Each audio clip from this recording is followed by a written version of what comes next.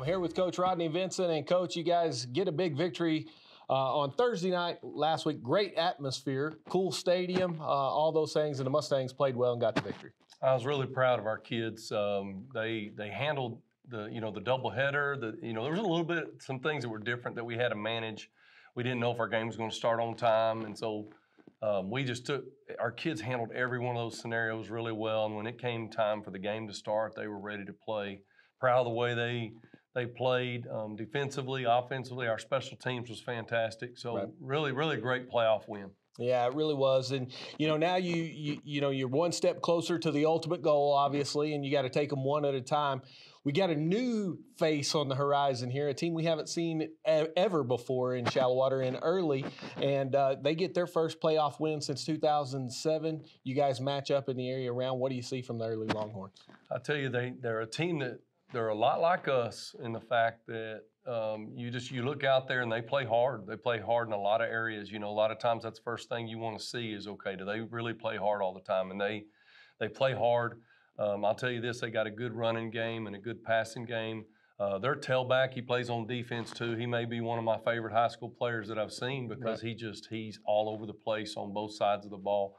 So he's a kid that we've got to know where he's at and what's going on. And then the quarterback is a real good operator, does a really good job with that offense. And defensively, they run real similar scheme to us, real active up front, got great overall quickness on defense. So it's a great opportunity for us against a really good football team. My partner likes to say, Ty King, he likes to say, man, if you can't get fired up for this one, your wood must be wet.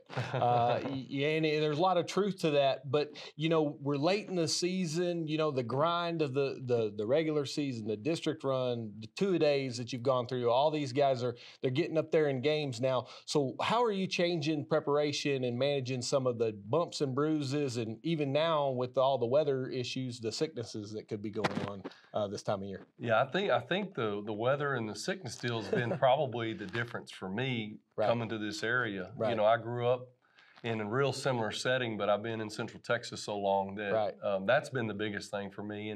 And we constantly talk to them about the same things their parents do about, washing their hands and don't drink after all the other guys. You know how a locker room can be, those type things. But as far as managing their bodies, we have been consistent the entire year with our ice baths, and our weight training has stayed consistent throughout the entire year, and we've continued that.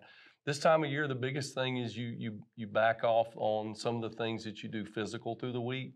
There's a day you have to get your physical stuff done, but a lot of it, you back off on that and you shorten your workouts just a little bit, and you really get your guys to focus on going home, getting some nutrition, and getting rest. And so this time of year in the playoffs, you want your coaches and your players fresh, and you gotta make sure you take care of them and manage that time. Well, Coach, we're looking forward to it. Good luck on Friday night, and here's hoping the Mustangs are hitting on all cylinders. Thank you. Yes, sir.